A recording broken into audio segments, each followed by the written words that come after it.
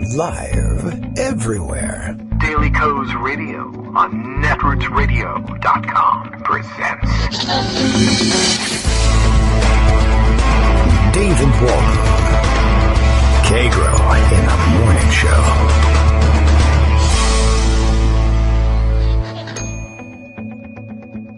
Now, here's David Waldman. Hey, good morning, everybody. How you doing? It is, we're pretending at this stage. It is, of course, Labor Day. It is, it will be Monday, September 5th. I'm currently recording this for you, of course, on Friday, September 2nd. Those of you who are still with us at the end of the show or who heard the podcast before now will recall that we had some technical difficulties, so you may not have been able to join us live for that and catch up with the fact that I'd been involved with two very intriguing stories at the end of the day on Friday. So intriguing, in fact, one that I went on at some great length about how Roger Ailes built a sex ring around himself and called it Fox News, I guess to forestall investigation of the molestation going on there. And I eventually had to put that one down, but I don't know whether any of you continued to read on your own over the weekend, but I may be able to pick up back on that story. I think the smarter thing to do, of course, would be to spend today pursuing the more substantive of the two very salacious stories that I was able to share in the last portion of the show. The second being BuzzFeed News' investigation of the ISDS, Investor State Dispute Resolution System, that has raised a lot of eyebrows of late and really deserved to have considerably more time devoted to it on the show. So perhaps I can return to that story. And hey, if we're good and we pay attention and we get all the way through it, maybe we return to Roger Ailes. Though my suspicion is that as between those two pieces, if you picked one up to finish the article on your own, I bet it was the Fox News one, because you're all sex perverts, ladies and gentlemen. Well, look, at some level, everybody is. We're interested in that, and it's really an unbelievable piece. And if you haven't gone back and read it, let me know so that I can finish reading it on the air. I was enjoying that one. One of the best things, a more professional radio show, of course, would have read and digested all of this information ahead of time and then highlighted the relevant excerpts, the most important excerpts, so that we could have made it fit inside of the 2-hour window that we have. But I would never enjoy such a show. You might as a listener. I might enjoy it as a listener. I would never enjoy doing such a show. One of the things I love about the way we do it is, one, there's nobody that can say, don't do it that way. That's terrific, too. That takes a lot of pressure off of me. And two, I enjoy discovering this stuff and reacting to it live along with you. That way it's a little bit more like a conversation. If I have to sit alone in a room and have a conversation with people who I can't see or hear reacting to it, then by God, I'm going to do it my way. Okay, so as I mentioned to you, I was very interested in Chris Hamby's reporting for BuzzFeed News on this ISDS court. It seems so nefarious, and of course it's being cast in a very nefarious light, and it's made to come across as secretive and somehow vaguely just wrong in general. But all of these things start with the best of intentions, or with the best of intentions in mind. And I don't think this is any exception, really. But of course, just like anything good, you let it sit around unused for a while, or not, with no particular limitations on its use. And eventually clever lawyers and business people will find a way to use whatever it is as leverage to pry more money out of the system for themselves. That's how they view themselves as having been charged by the capitalist system in general.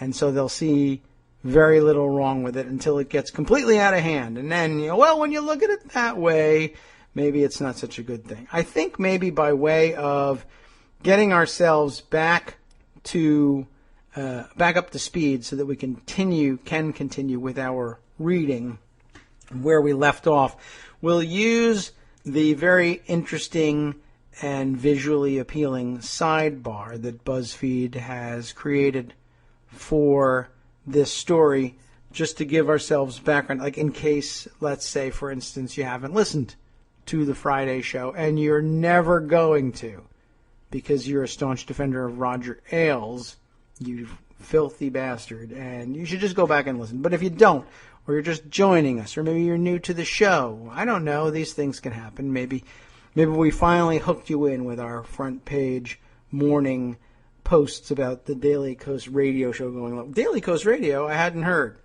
And so, hi, welcome. You'll want to know about ISDS, what the hell it is, and why the next hour to 2 hours is talking all about it. Here's your basic answer. And again, we'll provide a link for you so you can read this and digest it for yourself, and you will see for yourself the visual attractiveness of this handy-dandy little guide to ISDS. What is ISDS for? Well, who knows? And by the way, I guess before I even continue with this, did I get the acronym right? I don't even know where in this article it first defines ISDS. There it is, yes. Investor State Dispute Settlement. ISDS. Okay, so what is ISDS for? And it's illustrated with a little picture of a referee giving the touchdown signal, or rather, really, well, I guess that's also the kick is good signal, right? So touchdown. Points are being scored. I guess that's the international sign for that. If you don't include any other countries or any other sports besides football, that's fine, right? Good definition. ISDS, it says, is supposed to be a fair, neutral forum to resolve conflicts between countries and the foreign corporations that are used to foreign systems of law, right? This is what makes it, this is where the fair, neutral idea came from. You have a corporation based primarily in country A, but also doing business, significant amounts of business in country B, which has an entirely different system of laws and business regulation because sovereign nation, right? Sovereign territory. They do it their way. But we want to encourage international business. We can't say, well, if you don't understand the laws or you can't abide by them, you can't, well, certainly if you can't abide by them, you can't do business there. But if you can't abide by them because you don't understand them or you're going to be caught by surprise somehow by something, you could see that there's disputes you'll want settled in some sort of forum where the aggrieved state and aggrieved company can both have some degree of confidence that there's going to be someone on this panel that understands things the way they do. So the ISDS was supposed to be a fair, neutral forum to resolve conflicts between countries and the foreign corporations doing business there. So the company's rights, and it certainly has some, yes, don't get trampled and the foreign investment keeps flowing. And that's adjudged to be a good thing. Foreign investment flowing. Investments. People love them. How does it work? Illustrated here by another similarly drawn figure of three besuited gentlemen, we assume, sitting behind a bench, a judicial type bench with a little world emblem on it. I don't know. I guess that's supposed to be scary. One of the guys is chopping the other guy's head off with a hatchet or wielding a gavel, which I think is what that's supposed to be. But I guess the way a gavel is really wielded, there's just a gentle tapping on the desk, and that doesn't look very much different from the way the other two guys look. So instead, he's holding it up, and he's got like a crab mallet, and he's going to bash the head in of the guy next to him, is what it looks like. But that's not what's really happening. How does it really work? According to the big treaties that govern trade between countries, corporations can bring ISDS lawsuits against whole nations. Those whole nations, of course, are the ones who design the national laws that are in question. So it's not that surprising that you can bring suit against a whole nation. You're just bringing suit against someone who purports to be enforcing a system of laws that you think is somehow unfair. But, of course, it notes here parenthetically, not vice versa. That is, whole nations can't use the ISDS to sue companies. Although I suppose that someone inventive might find a way to do that, but it's not necessary. Whole countries can sue investors or corporations within their borders because they have the sovereign right to do so. So it's not so surprising that it's not prepared. It doesn't present itself the opportunity, that is, doesn't present itself to use the system vice versa. A panel of 3 arbitrators decides the case. Who are these arbitrators? And here's a picture illustrating a guy with a briefcase. We take that to be a lawyer. And then he becomes an auctioneer, right, immediately afterwards. The podium has been reduced. It's no longer the 3-judge panel. It's just down to the one guy with the mallet. But I think that has to do with space considerations, because otherwise becoming an auctioneer doesn't make any sense. Okay, so who are the arbitrators? Generally the same corporate lawyers who argue ISDS cases. In fact, the lawyer might argue a case one day and judge another the next. Now, that's not inherently wrong. It's different from our system sometimes, not always. Recall all the reading that we did in Bradley Balco's, oh my goodness, series and other reporting from down around St. Louis County. Of course, we didn't really like this because this isn't the way we think of judges and lawyers, being separate. But of course, judges are typically drawn from the ranks of our lawyers. It's just that they don't go back and practice again. Usually they stay on the bench, lifetime appointment. That's the system we've got, so that's the one we prefer. I don't know that all countries actually work this way. And it's not, I don't know if there's anything inherently wrong with operating this way. Although, we're raised up to think that the idea of appointing judges, either lifetime appointments or even electing them. I mean, we do have that, right? We have elected judges. Suppose you lose election, you could go back to being a lawyer. I don't know how typical that is, but I don't know. Whatever. We're raised with the preference that once you become a judge, you're a judge, and you don't mess with the lawyering anymore, unless it's in St. Louis for some reason. And of course, our own domestic arbitration system works the same way.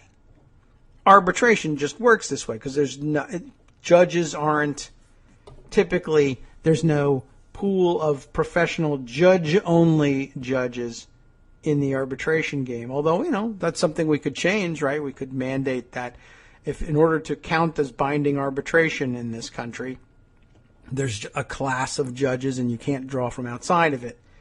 I don't know.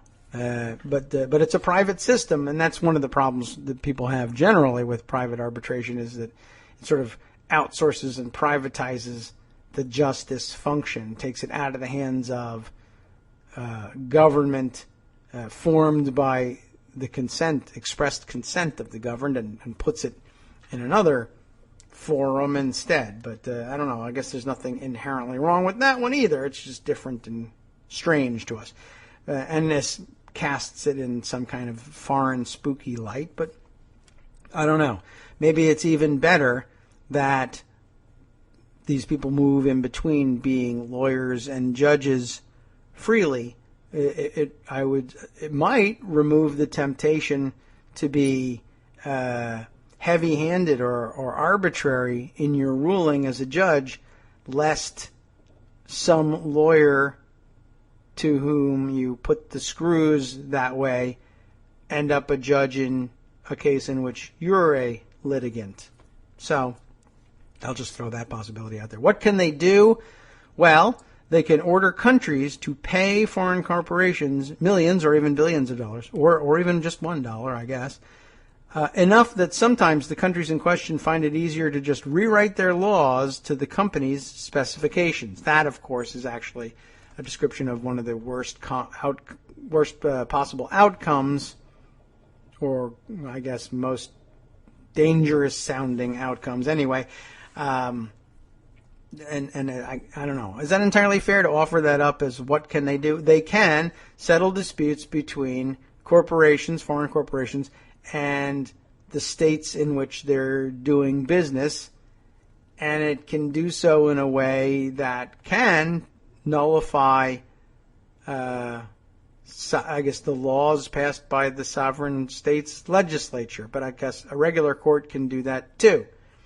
All right, just well worth keeping in mind. Can the countries appeal is the last one, and there's a picture of praying hands, I guess, praying for an appeal, and it's X'd out. Even though the international sign for that would be the circle with a slash through it, we're just going to X it out. Can countries appeal? Not really. The trade treaties they sign leave them no real option but to follow the arbitrator's orders. But then, can people appeal from arbitration in the United States? No, not really, although they can seek to perhaps hold the for a court to hold the arbitration panel's holding somehow invalid if they can prove that there's some kind of wrongdoing. But okay, the answer is not really. Got it. I think that stands up to closer scrutiny, generally speaking. Okay. So we had left off noting that opposition to ISDS is spreading across the political spectrum, with groups on both the left and the right attacking the system, and around the world a growing number of countries pushing for reforms or pulling out entirely. But most of the alarm had been focused on the potential use of ISDS by corporations to roll back public interest laws, such as those banning the use of hazardous chemicals or the raising of the minimum wage. I guess it would also pose a particular challenge, let's say, to coordinating international work to fight climate change, given that the interest of corporations is in short-term profit and not preservation of the habitability of the planet, necessarily. So let's see. We finally did cut things off, I think, by, let's see. Did we get we got to this point at which BuzzFeed was describing the more than 35 cases in which the company or executive seeking protection in ISDS was accused of criminal activity, up to and including things like money laundering, embezzlement, stock manipulation, bribery, war profiteering, and fraud. The first of them listed being the bank in Cyprus accused by the U.S. government of financing terrorism and organized crime, the oil executive accused of embezzling millions from the impoverished African nation of Burundi, and the Russian oligarch known as the Kremlin's banker. Remember all of those? Great. Let's move on. Some are at the center of notorious scandals, from the billionaire accused of orchestrating a massive Ponzi scheme in Mauritius to multiple telecommunications tycoons charged in the ever-widening 2G scam in India, which made it into Time magazine's top 10 abuses of power alongside Watergate. Well, that's an exclusive club.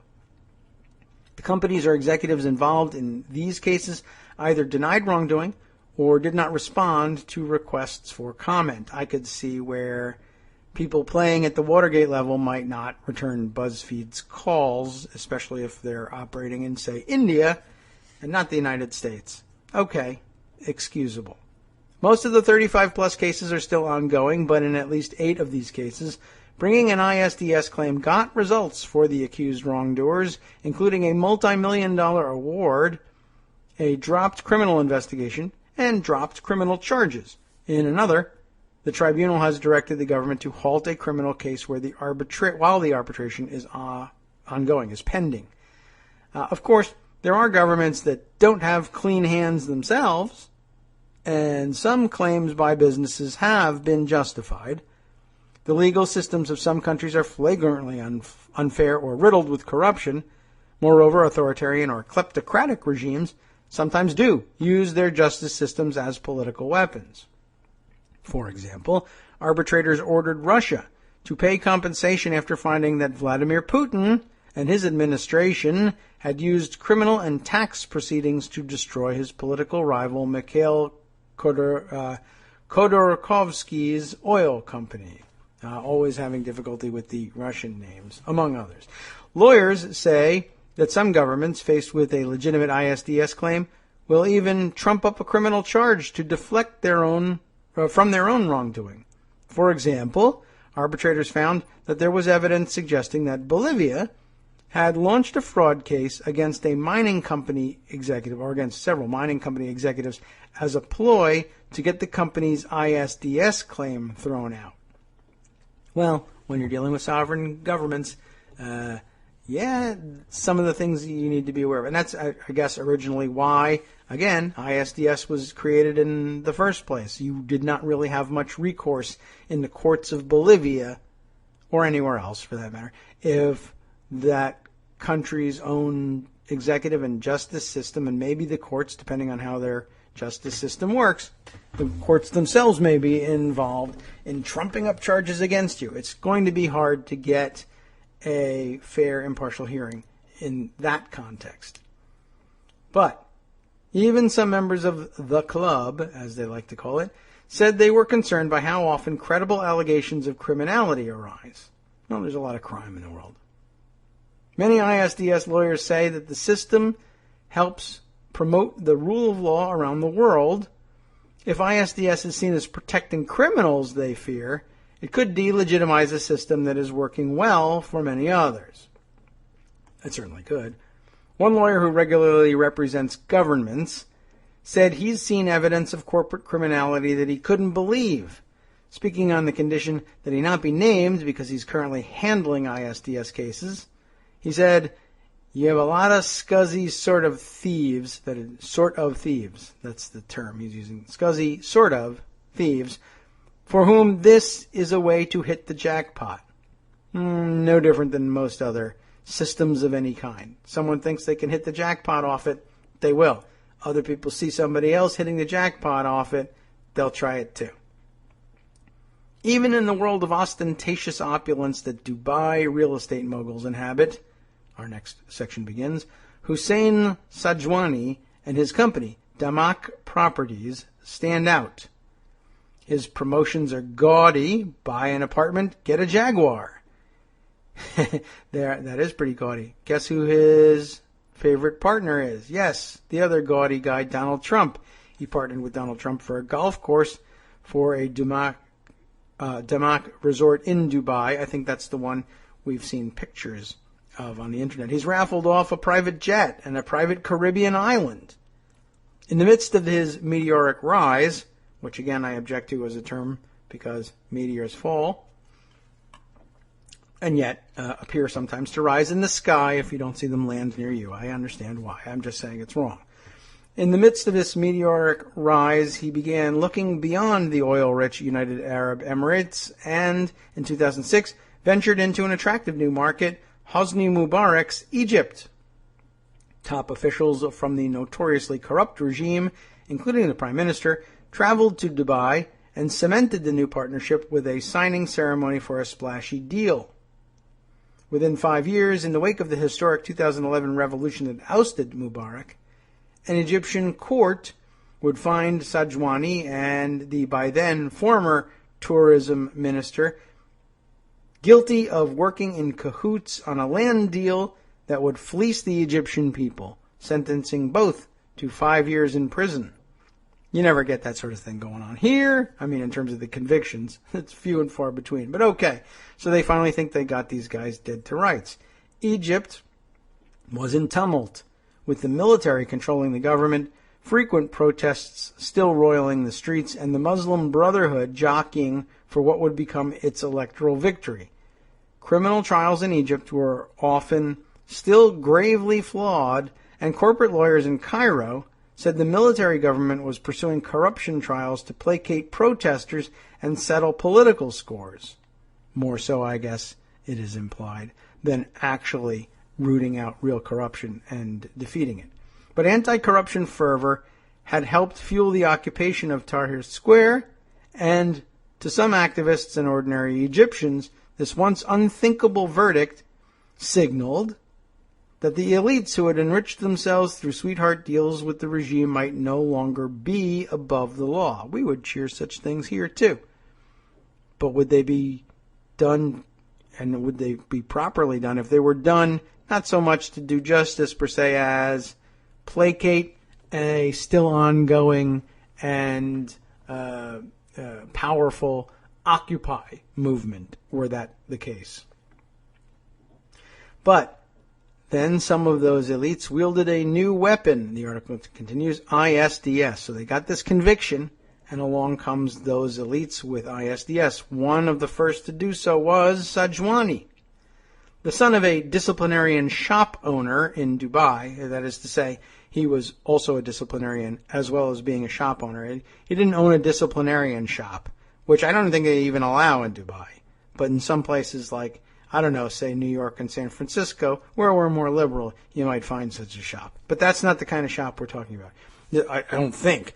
I don't know what else he was selling there, but the disciplinarian thing was more of a hobby than a vocation, is what I'm saying.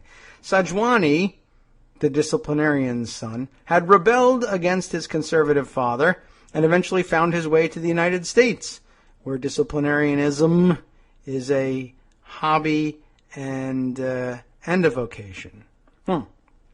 Anyway, that's not what the story says. It's where, the United States, he earned a bachelor's degree in economics from the University of Washington. Back in the United Arab Emirates, he sold timeshares and started a catering company. That's actually kind of not unlike, what's his name, Mustafa Al-Gindi's background over in, Egypt, right. I wonder if it all comes together. It's probably all a sex ring as well. We'll find out later. By 2002, Sajwani, we're back to serious business here, had determined the real money was in real estate, and he founded Damak Properties. The company quickly asserted itself as a major player in the booming Dubai property market and began expanding abroad. Egypt beckoned, as Egypt often does. Hosni Mubarak's authoritarian government had, I guess, special appeal for the disciplinarian son. They had rolled out the red carpet to well-connected foreign businesses. A cabal of ministers sold off state assets, bad news there, land, factories, retail chains at bargain basement prices, and in the process accumulated far more wealth than their government salaries alone could possibly explain. We don't need to explain it. We know how they got it. They sold stuff that didn't belong to them. That's theft. We don't like it. At the same time, Sajwani bought into Egypt, buying this stuff from corrupt ministers who were selling what wasn't theirs. Corruption was costing the nation, Egypt, about $6 billion every year, according to analysis by Global Financial Integrity, a non-profit based in Washington, D.C. that tracks illegal financial flows. Meanwhile, hospitals and schools deteriorated, unemployment soared, and about 1 in 5 Egyptians got by on less than $2 a day, according to the World Bank, which, by the way, would not, I'm sure, entertain the possibility of giving them another $3 or $4 a day. Just they knew it. I just wanted you to know. It's not that we're going to help. It's that we just know that they get by on $2 a day. Thank you. We're done here, says the World Bank. By some estimates, the majority of Cairo's roughly 17 million citizens languished in, this is some kind of terminology, informal housing. That is, slipshod buildings or fetid slums, largely cut off from basic services such as water and electricity. I live in a box and I have no plumbing. Oh, that's informal housing. It is, but okay. All right. Anyway, amidst this squalor, verdant billboards selling Sajwani's lavish properties emerged from the city's oppressive sand-tinted haze. It was clear and obvious.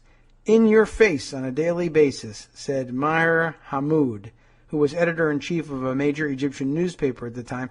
Everyone saw these billboards, and everyone knew of this parallel world that the majority of the population have no access to. You wonder maybe why they would be targeted with that advertising.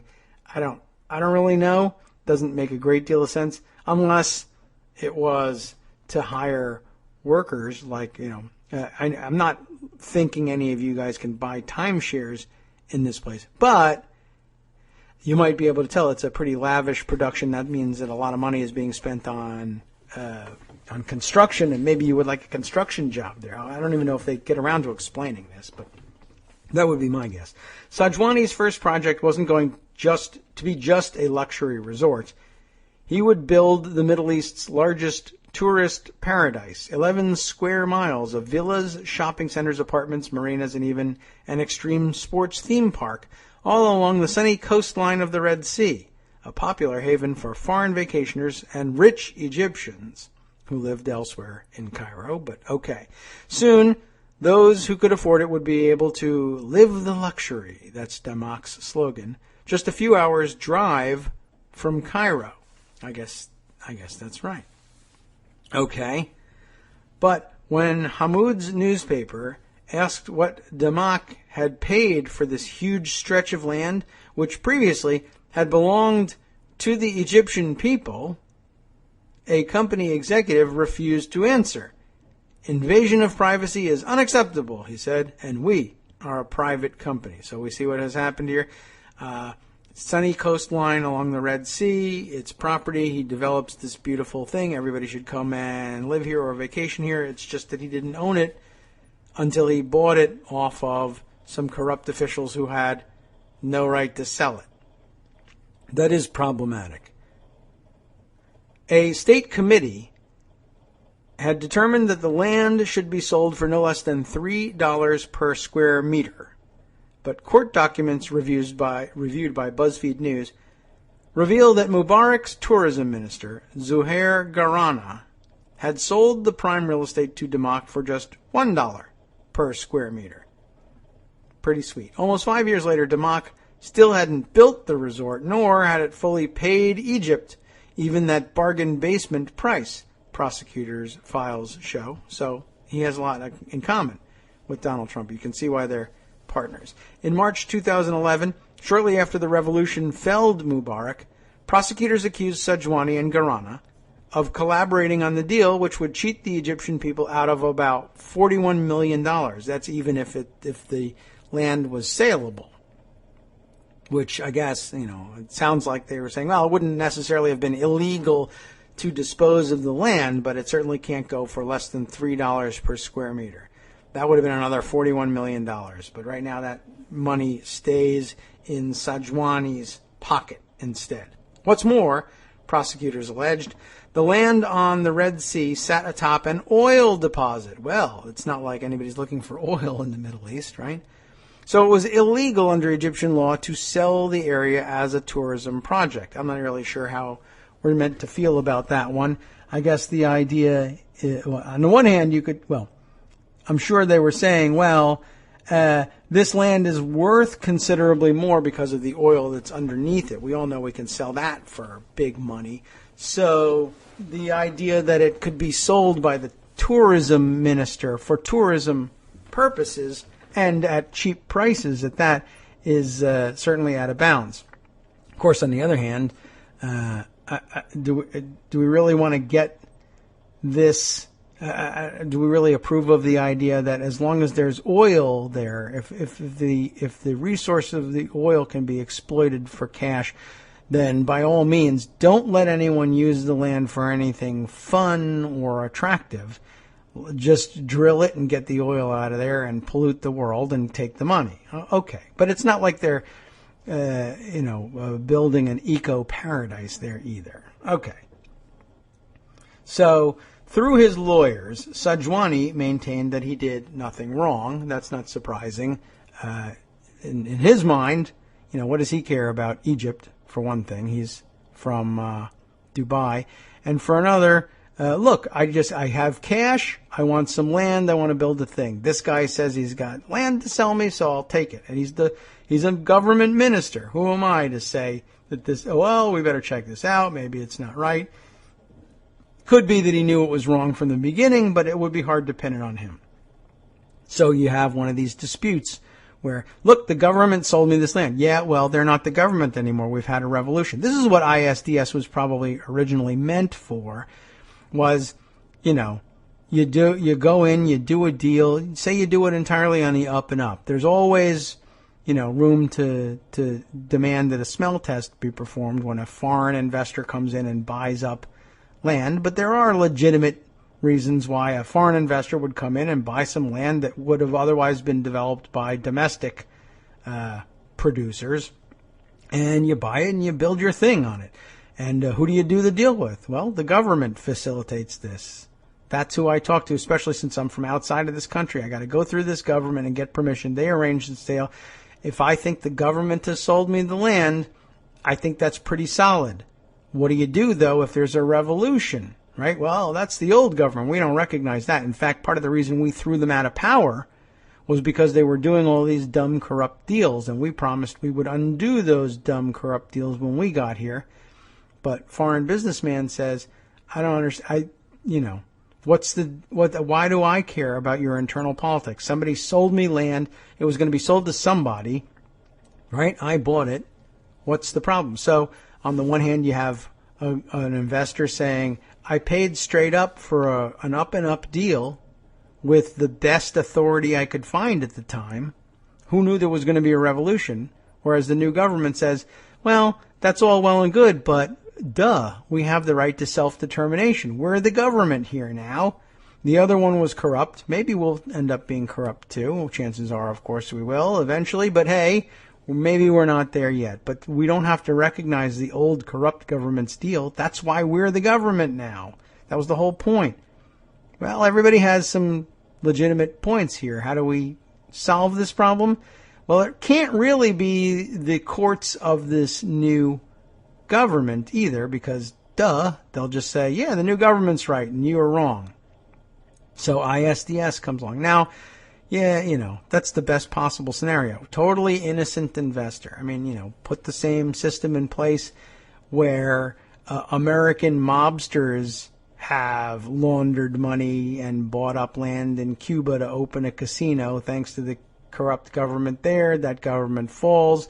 The land gets nationalized because that was the point of the revolution to begin with. And the Cuban courts aren't really particularly inclined to recognize either foreign investors or people they know to be mobsters. And, and back in the States where the mobsters are pretending to be legitimate businessmen, they say, you're only doing this because you're a bunch of commies. You're nationalizing everything. Well, everybody's got good points. How are you going to settle it? ISDS, I guess, was the best thing they could come up with at the time, despite what's happened to it since. Okay, so back to Sajwani and Garana, the tourism minister and investor who collaborate to sell the Red Sea vacation land with oil underneath it for $1 a square meter. 2 months later, an Egyptian court finds Sajwani and Garana guilty of corruption-related charges, whatever those may be. A court would later vacate Garana's conviction, conveniently enough for him. A judge ordered Sajwani, the foreign guy in this context, who had not returned to Egypt for the trial, to forfeit the land, pay a penalty, and serve a 5-year prison sentence. That's pretty tough on the foreign guy. The verdict rippled through the business community, stoking anxiety, according to a half-dozen corporate lawyers in Cairo. Many other businesses had cut land deals in the frenzied sell-off of once public assets during the past decade, and they wondered if they might be next. Sajwani himself had 2 other projects planned in Egypt, and an exclusive gated community named Hyde Park, hilariously enough, at an upscale shopping mall dubbed Park Avenue. Why not? And authorities were investigating those too. Previously secret documents show. In these deals, authorities alleged in the documents Sajwani worked with the housing minister, improperly reaped the equivalent of about $500 million by selling units earlier than allowed, funneled the money abroad using a web of holding companies, and still failed to pay the government the full amount owed for the land. Sajwani was never charged in relation to this investigation, but though Mubarak was gone, he had left behind a gift for investors like Sajwani, one of the world's largest networks of investment treaties, twice the size of the United States', that allowed foreign businesses to file ISDS claims against Egypt.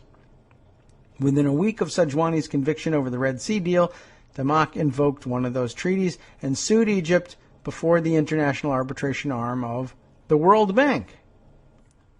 The company announced the case with a defiant statement from one member of the powerhouse legal team it had assembled, an American who'd started his career as the youngest Republican state legislator in Texas. Boy, we draw from all over the place in this story. So let me just see if I've got this right here.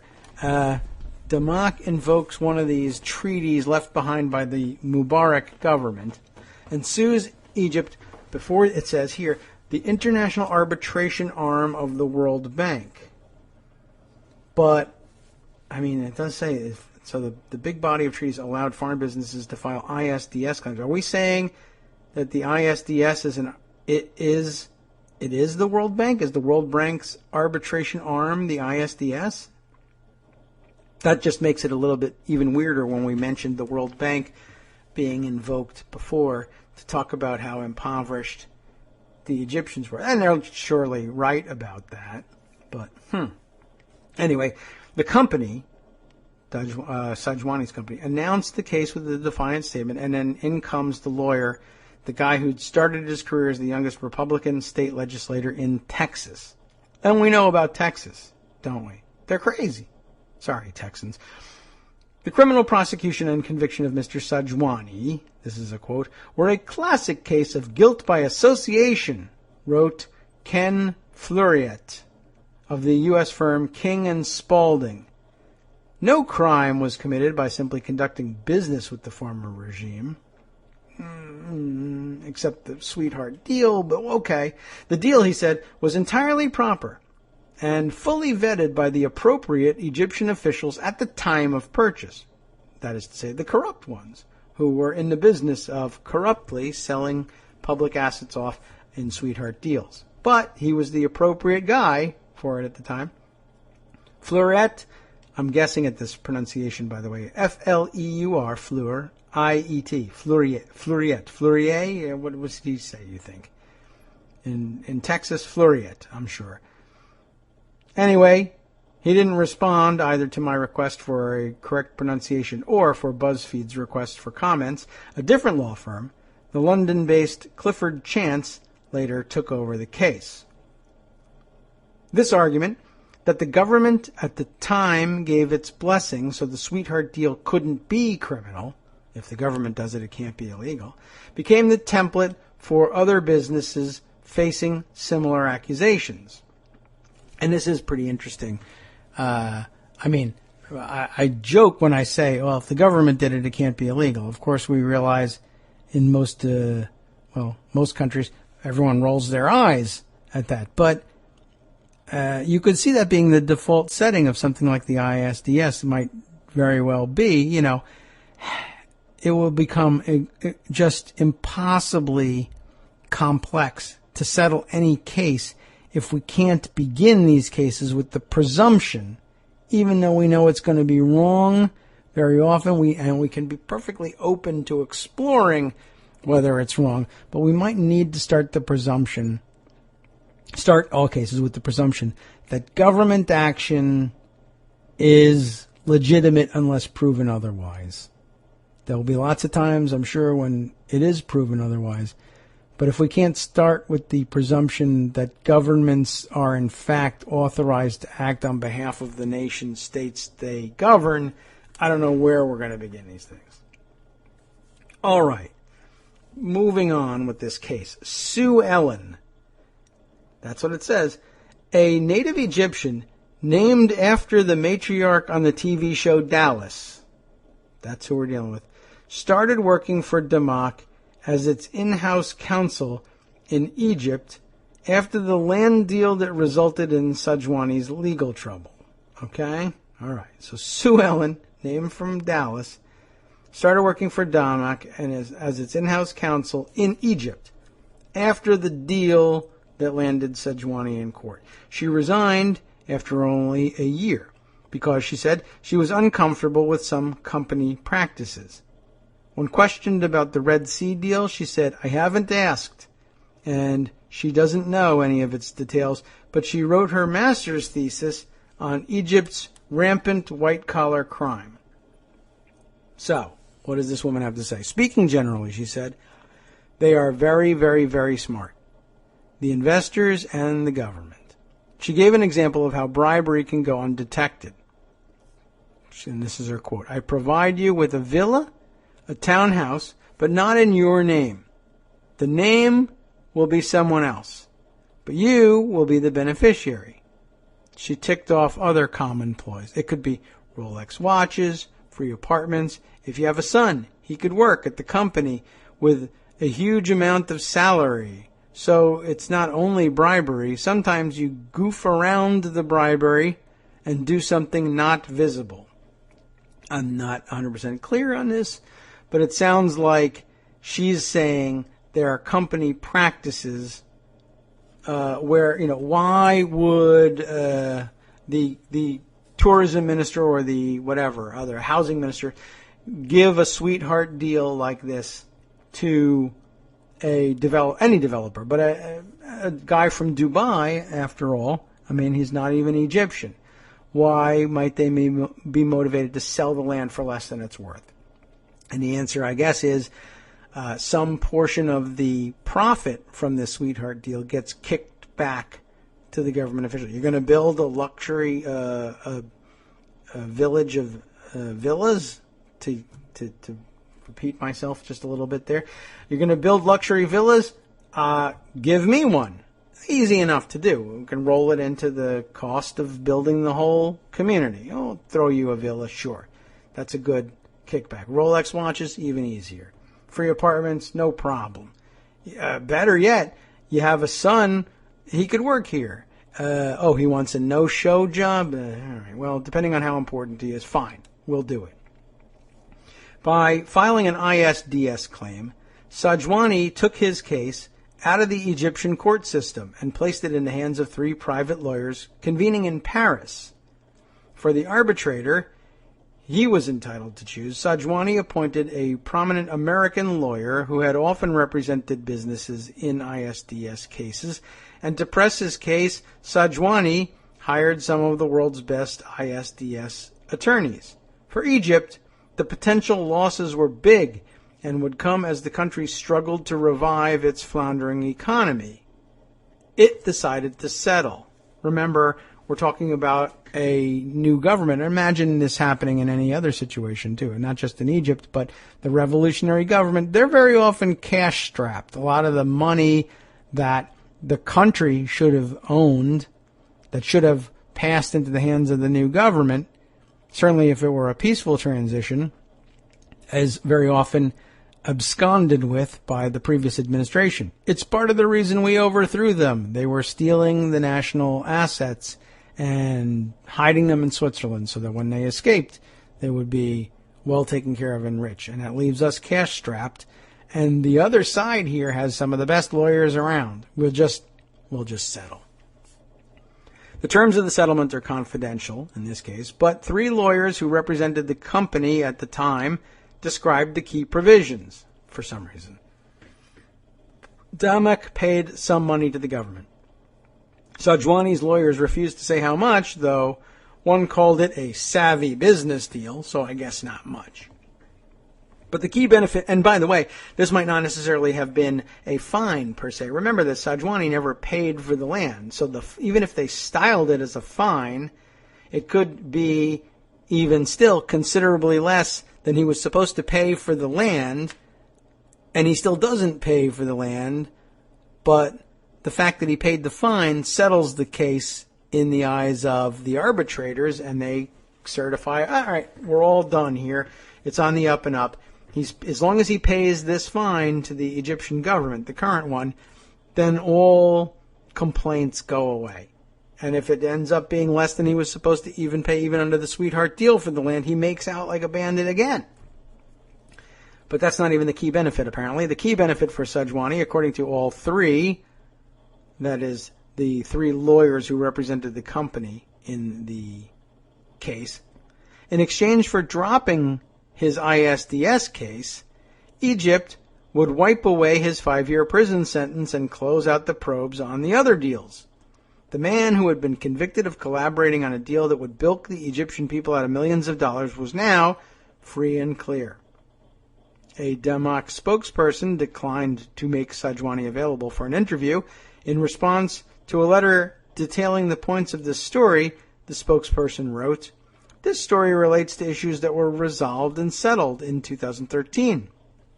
The assertions you make in your letter are factually wrong. As the matter was the subject of a formal settlement, we are not in a position to comment any further," so we don't have to explain how they're wrong. Asked which facts were wrong, the spokesperson declined to answer. Sorry, it's the matter a subject of a formal settlement. We're not in a position to comment any further. The Damak case, one of the first post-revolution criminal convictions, in Egypt anyway, and one of the first ISDS claims filed as a result, set an example that other embattled executives soon followed. As Egypt groped for stability, a wave of ISDS claims rattled the new government.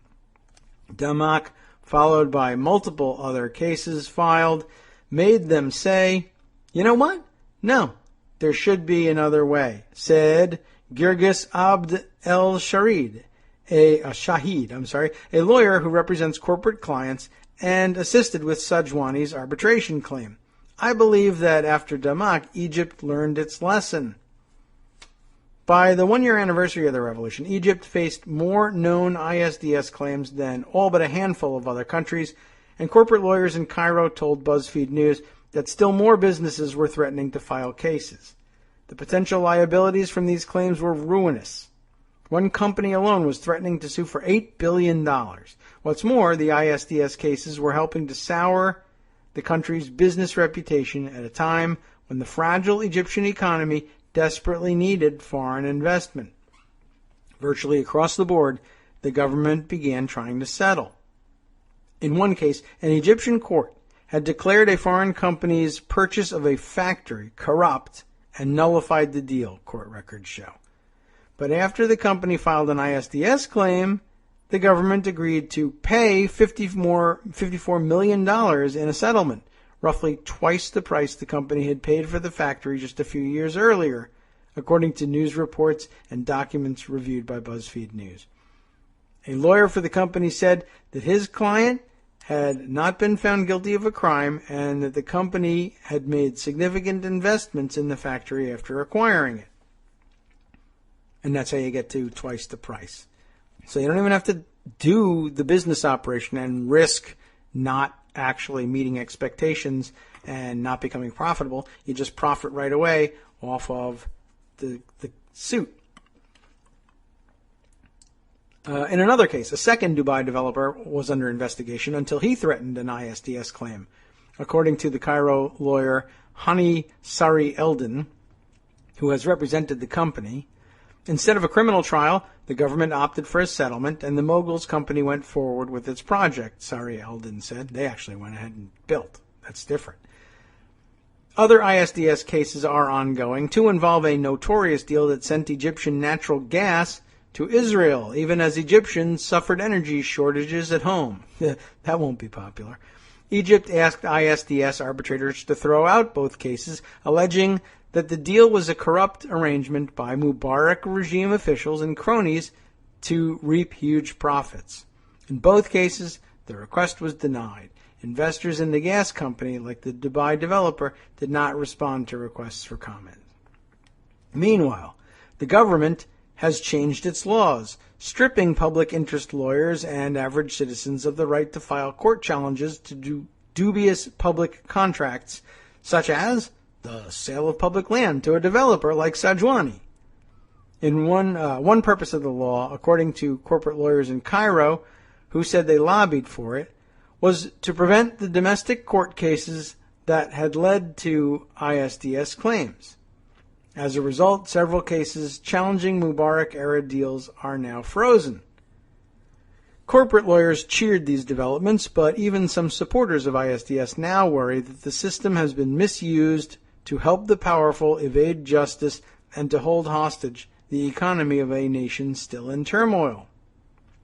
If you get something out of corruption, you should not have your day in court.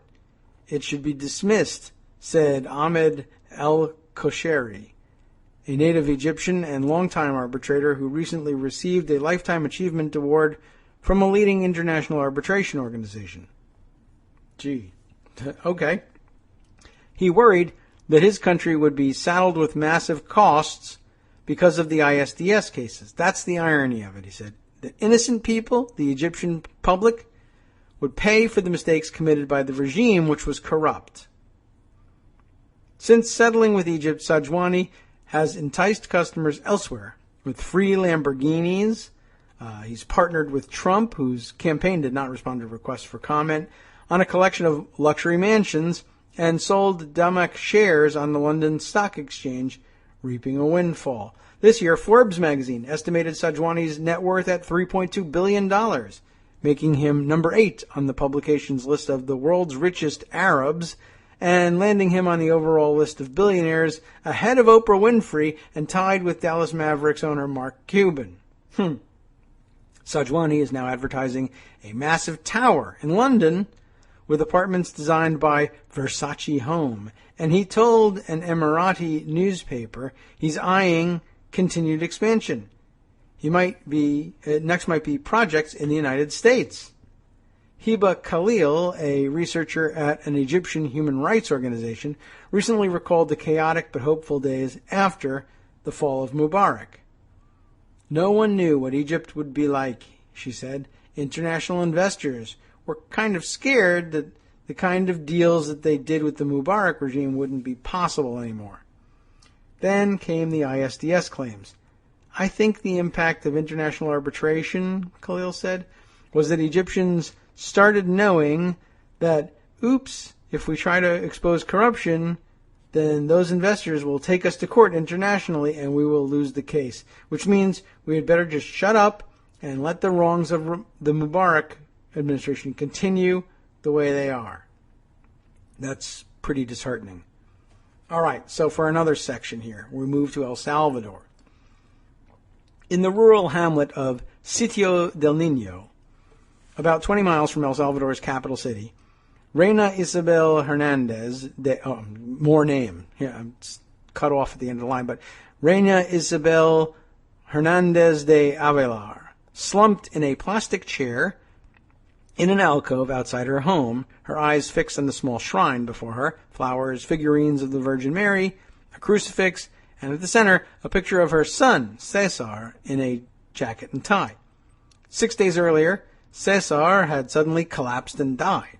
He was a healthy 16-year-old, she said, except for one thing, the lead in his body. Okay. He'd complained of unceasing pain in his head, chest, stomach, and bones, she said, and he grew fatigued easily, all common symptoms of lead poisoning. The concentration of lead in Cesar's blood, a test had shown, exceeded the level internationally recognized to cause serious health problems. Imagine, Hernandez recalled Cesar saying, after a doctor explained what the results meant, I'm the youngest son you have, and I'm going to die soon. That'll be a gut punch for any mom. Not far away, across the street from the village school, Fanny Carolina held an X-ray up to the light streaming through her kitchen window and pointed to dark spots in the images of her son Jose's leg bones. These, she said doctors told her, were likely deposits of lead. She unfolded reports showing lead levels in her son's blood above the safe limit. The hazardous metal had first appeared in his body when he was 5 years old. 8 years later, he has pain in his joints, and Carolina worries his development has been stunted. It likely has, yes. Across town, Rene Gomez Colocho sat beneath the coconut and mango trees in his dirt yard, pounded the table with his fist, and choked back tears as he described his daughter, Angela. She was 11 years old when tests had shown levels of lead in her blood more than triple what is considered safe. Doctors had tried to leach the heavy metal from her body, but the treatments left her weak and ill. She became depressed and eventually drank poison, ending her own life. Sitio del Niño is a man-made disaster, a result of environmental neglect by the lead-acid battery factory nearby, legal documents show. But, of course, we here in the United States say, thanks for the batteries, I guess. I don't know whether they get exported to the United States, but this, Not long after the battery factory set up shop on the edge of Sitio del Niño in 1998, people began noticing clouds of ash floating over from their new neighbor, descending on fields where children played soccer, and seeping into their homes at night. It burned people's throats and sent them into coughing fits. But hey, what are you going to do? Jobs, right? Eventually, people started connecting the ash with the persistent headaches, dizziness, extreme fatigue, and constant bone and joint pain that children in particular were suffering. In 2004, a committee of local citizens began petitioning leaders for help, writing the town's mayor, national government ministries, and eventually even other nations, embassies, and international aid organizations. For years, their efforts came to naught. Then, lead started showing up at potentially dangerous levels in the blood of the town's children. Testing in 2006 and 2007 found that dozens of children, some as young as 3, had been contaminated. The reason for the contamination, a court would later conclude, the factory had promised environmental regulators that it would upgrade its deficient pollution controls, installing systems to remove lead from the factory's water, for example, and improving how it stored contaminated slag. But the factory either delayed taking some of these steps for years, the court found, or never actually took them at all, I guess, even though the company's profit statements showed it had the money to make the fixes. As a result, the court determined lead seeped into the town's water and blew over from smokestacks and waste piles. Angry parents, as I'm sure there were many, and legal aid groups demanded that the government take action. What else are you going to do? In 2007, the health ministry ordered the closing of the factory on the grounds that it lacked the proper permits. That's pretty strong. The following year, the Attorney General brought charges of aggravated environmental pollution against the company, its 3 owners, and 3 lower-level managers. The factory's owners, members of a prominent family in El Salvador who also held U.S. citizenship, fled to the U.S., which was asked to extradite 2 of them. The U.S. refused on the grounds that environmental crimes are not covered under the U.S.-El Salvador extradition treaty. So when was this? 2007, eh? What do you know? Well, I'm sure they're still not covered under the U.S.-El Salvador extradition treaty. I don't know how old the treaties are, but I guess you could see that as a possible oversight. I'm sure they go back many, many years, and there probably was no such thing as an environmental crime. But a crime is a crime. I don't know. I suppose that could be interpreted differently by, let's say, a different administration, but maybe not. In an email to BuzzFeed News, Jose Gurdian, the company's president, vehemently denied wrongdoing and insisted that his factory had been, quote, confiscated by the government of El Salvador in violation of all local and international law. Well, that's the sort of story you would likely hear and would have been believed in another time. That's the sort of thing we believed Central American governments capable of and perhaps as having proclivity for. And we've certainly heard that story. Ask any Cubans, any old-line Cubans. They'll tell you the same thing. And I don't know. Maybe it's true. But yeah, so in his mind, they just came and took it. No real reason.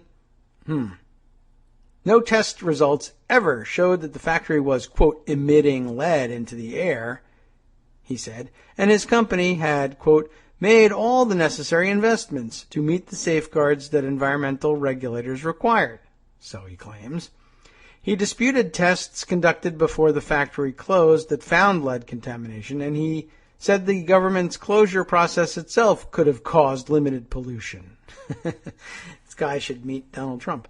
The factory's 2 other owners are Gurdian's mother, Sandra Escapini, who directed questions to her son, and another relative, Ronald Lacayo, who did not respond to repeated requests for interviews. They were safe in Florida, and the case against them did not proceed, but the case against their company and 3 of its managers did. Before long, the company's legal team turned to ISDS. In May of 2009, we're now into the Obama administration, a threatening letter on behalf of the owners arrived at a government office in San Salvador. It was signed by Jonathan Hamilton, the head of Latin American arbitration at White & Case, recently named by an international arbitration industry publication as the world's top firm in the ISDS field. By shutting down the factory and pursuing, quote, unlawful criminal proceedings against its owners, the Salvadoran government had violated the Central American Free Trade Agreement, CAFTA, Hamilton wrote. It had expropriated the factory, quote, without a public purpose, treated the owners unfairly, and imposed an unlawful and discriminatory sanction. They planned, he said, to file an ISDS case demanding that the Salvadoran government pay the owners $70 million Hamilton declined to comment. In a statement, White and Case said the firm, quote, has not been involved in the matter for many years, unquote. Okay. Gurdian, the company president, told BuzzFeed News the ISDS threat was not intended to help the criminal case. The architects of his company's legal defense, however, said it was a key prong of their strategy. Arturo Giron, the lead criminal defense lawyer. We're talking about lead. Maybe he is a lead criminal defense lawyer, but just for this case. But normally we would refer to him as the lead criminal defense lawyer, the leader of the defense in this case, said it was necessary to strengthen their case. That is, this ISDS claim was. In talks with the government, he said he warned that the company might play that card if the case could not be resolved. Another factory lawyer who spoke on condition of anonymity said that the threat to sue in ISDS was like a chess move intended to send the government an intimidating message. I'm not so tiny. I have powerful people behind me. After the ISDS threat, the government officials' tone changed. All of a sudden, they were very, very polite and careful, he said. Well, they should be. And Luis Franco Lopez, a lawyer who represented the community as an interested party in the case, said the ISDS threat came up in meetings he attended involving the Attorney General's office and the factory lawyers.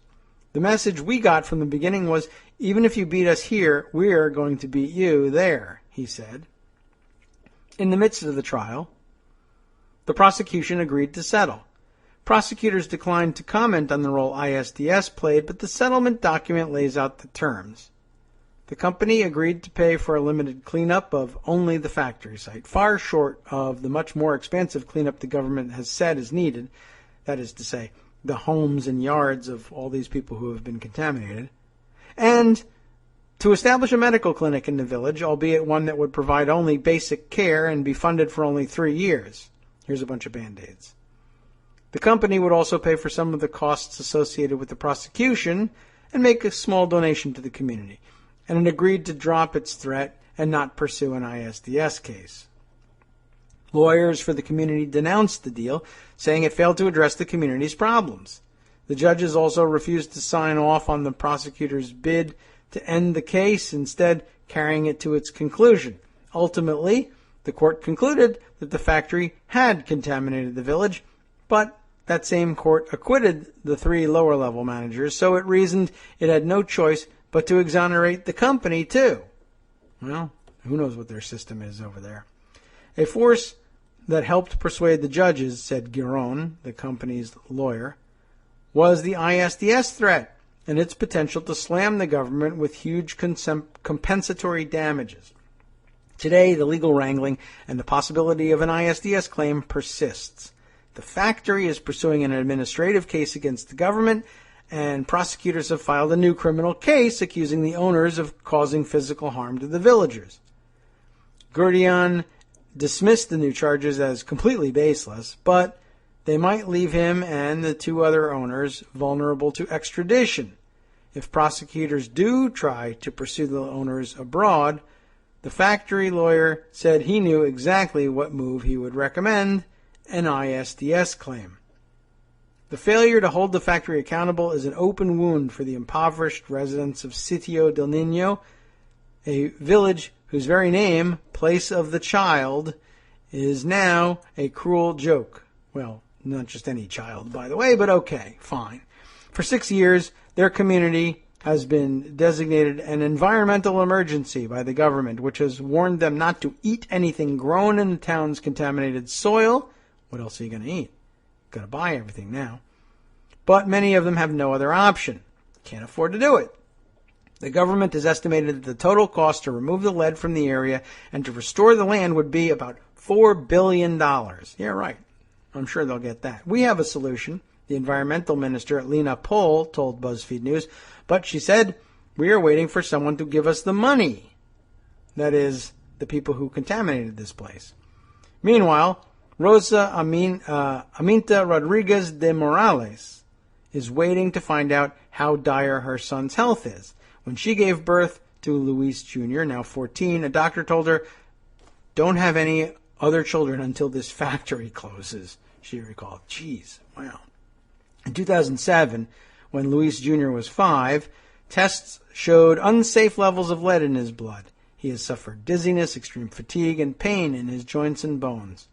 Recently, his dizzy spells seemed to be getting worse, so his parents saved enough money from selling homemade cheese to take him to a private clinic.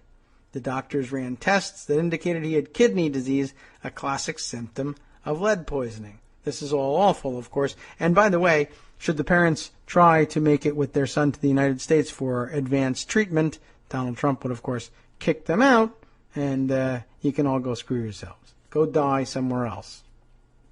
The toxic metal is known to strike multiple organs, and Rodriguez and her husband said they hope to save enough over the next month to find out whether their son's liver was also failing. Psychologically, Rodriguez said he already feels like he's going to die. That's pretty damn rough. And there's more. And we're going to shift attention and focus now in the article once again. When NAFTA, the North American Free Trade Agreement, took effect in 1994, some lawyers at top firms took notice of ISDS for the first time.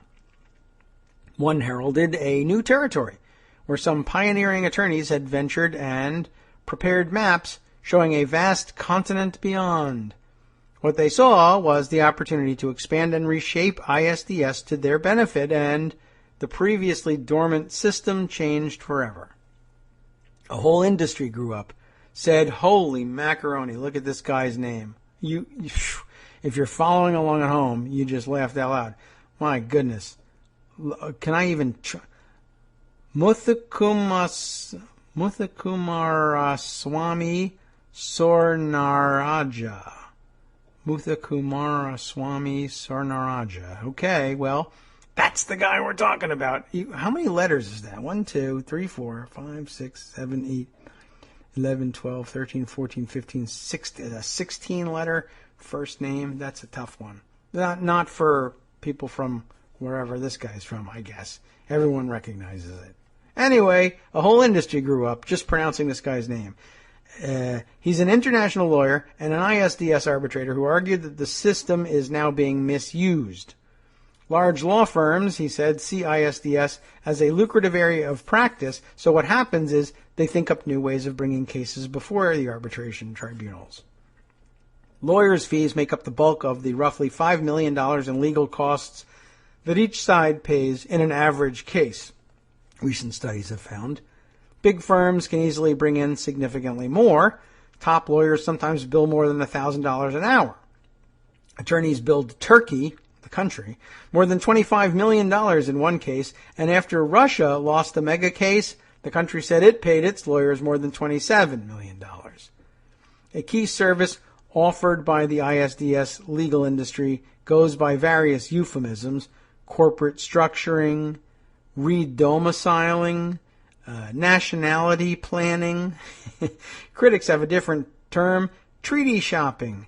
It amounts to helping businesses figure out which country's treaties afford the most leeway for bringing ISDS claims, then setting up a holding company there, sometimes little more than some space in an office building, from which to launch attacks.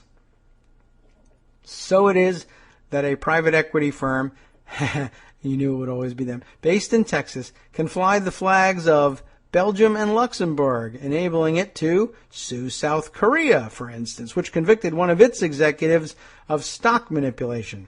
The private equity firm declined to comment. Yeah, I guess not surprising here. And by the way, I guess the way the lawyer's activity here is being described is not very far removed from the way we describe the activities of private equity firms like Bain Capital and others, who rather than looking to make decent or even outstanding profits in the business of acquiring and operating going profitable concerns, instead are chiefly interested in it would be nice if we could keep this going concern alive as a cash cow, but what we're really interested in here is What can we do to restructure it such that the most cash can be removed from it and it can be awarded as bonuses and dividends to our stockholders? Similarly, I don't really have a problem necessarily with the paying the costs of doing business in foreign countries, but we do have this opportunity here. We can leverage ISDS to extract cash from foreign governments. What better target than a foreign government we don't particularly care about, and what better cash cow than a sovereign nation? They're sitting on their own currency. Send it to me. It would be irresponsible not to do so, not to sue them. ISDS, the article continues, was designed to protect foreign investors, not people suing their own government. But members of the once prominent Turkish Uzan family, accused of perpetrating a fraud worth billions and derided at one point by a U.S. federal judge as, quote, business imperialists of the worst kind, unquote, found a way to sue their native land through a variety of companies primarily under their control in Cyprus, Poland, and the Netherlands. Turkey, by the way, won each case, but at a cost of tens of millions in legal fees. The family's telecommunications company, however, remained Turkish, so it could bring a claim against Kazakhstan, with which Turkey has a treaty, and win a $125 million award. Attempts to reach the Uzans through numerous intermediaries were not successful. It was very difficult to reach them. They own a telecommunications company. So, how do you reach such a person? I don't know. It's beyond me. ISDS lawyers also grow the market for their services by advocating for new treaties. And some of the most outspoken are beneficiaries of the revolving door between the U.S. government and top law firms, as will likely happen always and in every setting. The U.S. government, of course, in the business of passing and enforcing laws. And curiously, lawyers, partly in the same business. Not surprising that there's going to be a revolving door there, but not really a comforting thought nonetheless. Daniel M. Price, for instance, negotiated the section of NAFTA containing ISDS when he was a lawyer at the office of the U.S. Trade Representative. Ooh, I actually know a little bit about them. He later served as a top international trade official in the George W. Bush White House. And why not, right? He had negotiated an important part of NAFTA. In between these government stints, he worked as a private lawyer helping clients in ISDS cases. Who knows more about it than him, right? And how it applies in NAFTA. He designed that. You want to hire me, top dollar over here. Twice he used the treaty he himself had helped negotiate to help U.S.-based businesses pursue claims against Mexico. And again, I will point out here, there's nothing inherently wrong with this. Just that, right? But he uses a treaty he negotiated. Yeah, well, he thought it was a good idea at the time, right? He's negotiating. Of course you use it. Everybody uses a treaty. Did you know that Americans are using a treaty they themselves negotiated, brokering a peace between themselves and the Empire of Japan? Why, how dare you? Yeah. It's a little bit of a slant. I think there's probably worse things in here that we can point to later on. He founded and chaired the unit handling ISDS claims at Sidley Austin, a leading global law firm. Okay, I mean, you guys want to get in the ISDS game? Yes. Do you know I know ISDS and its applicability under NAFTA better than anybody? I wrote that section. I literally wrote it myself. Wow, that'll save us a lot in research costs, plus bring in top dollar. You're hired. Okay, that's the way that kind of stuff is going to work. I know that's a revolving door, but I don't really see any other way of doing this thing. Why don't we go in blind? Why don't we go in with somebody who's a good lawyer but doesn't know anything about ISDS and its applicability under NAFTA? Well, we could, but I don't know how we're going to fare on that one. You can see that this is going to... Today, and we're talking still about, remember, Daniel M. Price, promotes his services as an arbitrator and, along with a powerhouse team that includes other former government lawyers, sells international expertise on ISDS and related matters. What else is he going to do with his expertise in ISDS and related. He could sit there and be a genius about it, and people say, tell us what you know. And he says, give me some money. And they say no. And he says, I'm not telling you. I can appreciate the revolving door complaint, but I really don't know who else you're going to get to do this work. But okay. Price, who at first agreed to an interview but later stopped responding to messages, is only one of a number of private lawyers who have exerted outsized influence on American policy on ISDS. How many are there? I mean, how many people knew about this? Everybody else is just discovering it. For the guys who negotiate the treaty, it's payday. Ted Posner, a partner at U.S. firm Weil, W-E-I-L, I don't know, Gottschall and Mangus, and a former official at the Office of U.S. Trade Representative.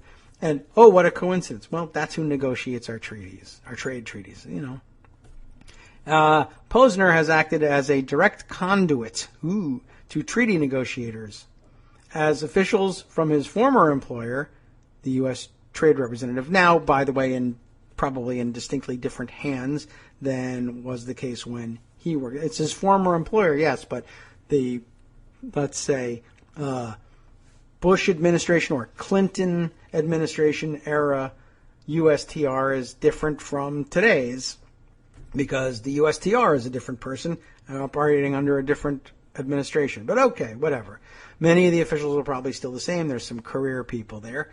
As officials from his former employer were hammering out the details of the Trans-Pacific Partnership, Posner told BuzzFeed News, he met with them on behalf of his clients and said, we want you to be aware of this concern and hope that you'll take this point of view into account in the next round of negotiations, which is called lobbying. And, while we think of it as a dirty word, it's for real. It's a real thing, and you get to petition the government for redress of grievances. That's guaranteed. I don't see that as being a conflict, Posner said, and I'm not sure I do either. I don't think anybody gives my point of view more credibility just because they happen to have been a former colleague. And maybe they do, and maybe they ought to, unless they thought you were a terrible colleague.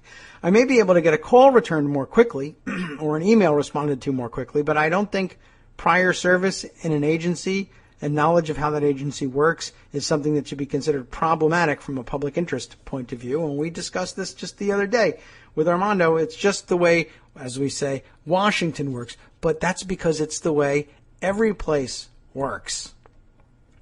I got a interview for a job applicant faster at the Tasty Freeze because the guy knows the other guy. Hey, aren't you the guy who used to be sucking on a chili dog behind this Tasty Freeze? That I am. That is correct, sir. Fine. Fantastic. Come on in. We know you love our chili dogs. You're going to be a great employee, provided you don't steal chili dogs while you're working. No, not me. I got to keep in shape. See? All right. It's a problem.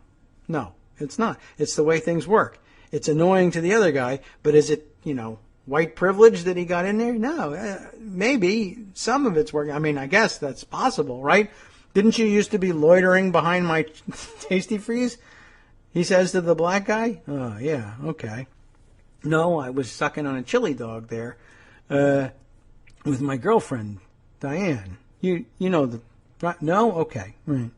Well, I guess it's okay for white guys. All right, I'm getting further afield. Private attorneys have emerged as some of the staunchest defenders of ISDS, accusing critics, from prominent scholars to aid groups such as Doctors Without Borders, and you got to buy into their criticism on things, to the Australian government, which is a government and so therefore corrupt, so shut up, of failing to understand the system and making exaggerated claims.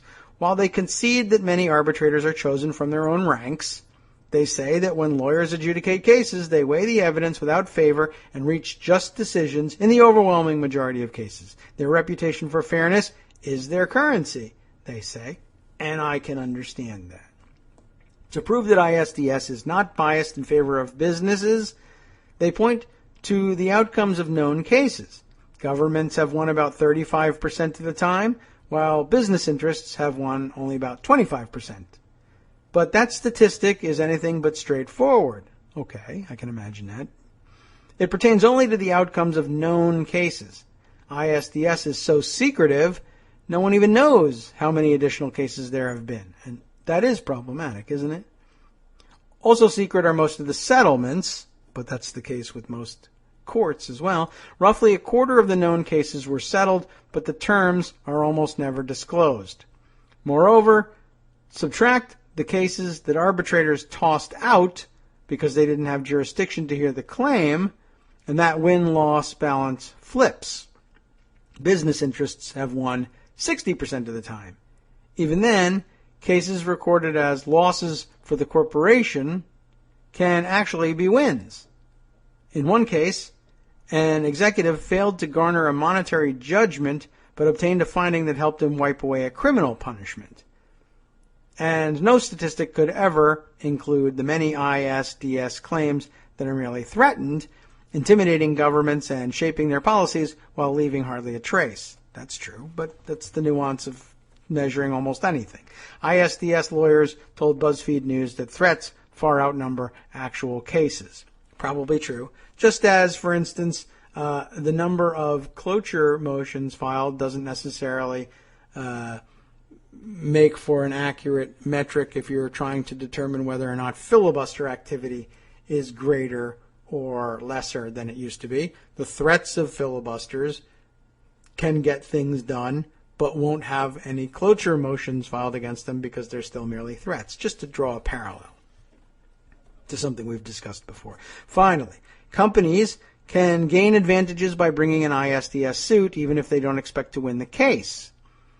Christoph Pelk, who knows how you're pronouncing this one, KRZYSZTOF. I'm going to guess that's Christoph Pelk, which is probably Pelch, maybe, who knows, PELC. An associate professor at McGill University found that there has been a proliferation of frivolous cases primarily intended not to win compensation, but rather to bully the government and other nations that want to avoid similar suit into dropping public interest regulations. These new cases, Pelk found, represent a fundamental transformation of ISDS. The system was designed to deal primarily with theft by autocrats, but in the majority of cases today, businesses are suing democracies for enacting regulations, and that appears to be the nut of the problem there. Well put. Such cases, he found, are far less likely to end in a settlement. The goal is to draw out the legal fight and run up the government's cost to deter future regulation. Even when a government ultimately wins, foreign investment in that country drops, another study found. And by the way, that just sort of set off a little bit of a light bulb. It is said earlier in this piece that this so far has not been put to significant use as against the government of the United States. But I'm thinking the way Republicans govern, and hopefully we're bringing that era to a close, hopefully forever, in the wake of the Trump disaster. I would love for that to be the case, but it's still not all that likely. Anyway, thinking about this, right? The goal in some of these cases, it's said, is to draw out the legal fight and run up the government's cost to deter future regulation. How much you want to bet it won't be long before those cases are brought against the United States to fight regulation by conservatives and conservative business owners who simply incorporate a shell corporation offshore instead and then sue your own government, as they did in this case in Turkey. And but I'm thinking actually even about fighting regulations before they're enacted. Like, one of the favorite things, and this has been a topic of extensive discussion on the show. We'd have to go way back on this one, but cost-benefit analyses and how it is it's a mantra of the conservative right that cost-benefit analyses ought to be a crucial and maybe the only consideration before new regulations are enacted, except that the one of the problems we discussed when we did discuss it was that the system is rigged in a way, right? Just to borrow a phrase from some dude who's running for president, but the system is rigged very often in favor of anti-regulatory forces who, for whom it is, it's certainly in their interest, and they're able to get away with coming to the table on a cost-benefit analysis and saying the costs are demonstrably mounting and they're huge, and it's going to cost us this much to comply with such a regulation, et cetera, but the benefits are too diffuse, they say, to be calculable, even though when it's something like, let's say, cutting down on emissions from a lead battery factory, you're really talking about, well, in the case of just the cleanup of the soil in El Salvador, $4 billion right off the bat just for that. Not to mention the medical costs of all the people who are hurt. Basically, though, they say, that's incalculable. Who even can tell about the potential costs of treatment for illnesses that haven't even manifested at this point? But really, I mean, there's another several $billion in costs there. But we can't figure what they are. But the costs of making us comply with the regulation, well, that we have nailed down, and here it is. And even if the other side comes to try to present a cogent case for the benefit side, and they're expressing it in terms we not only have to be able to understand, but in fact was the basis of our entire presentation. Dollar costs. The amount of economic and physical and medical and environmental damage that won't be done if we have this regulation in place. Well, geez, that really can't even be admitted into evidence. And so what do you know? We win 100-0 on the cost-benefit analysis, right? Well, I wonder whether they are, in fact, going to be coming to the table in the future on these cost-benefit analysis fights and saying, listen, if you put this regulation in place, not only will it cost our business a tremendous amount of money complying with this not even demonstrably necessary regulation, but it's also going to cost the government billions of dollars, or well, let's say millions of dollars or tens of millions of dollars to fight the upcoming ISDS suit, which a little bird told me is going to be launched in this case. And you don't really want that, but it's a tangible cost and we can estimate what it is. And it really needs to be added to the cost side of the ledger in this cost-benefit analysis.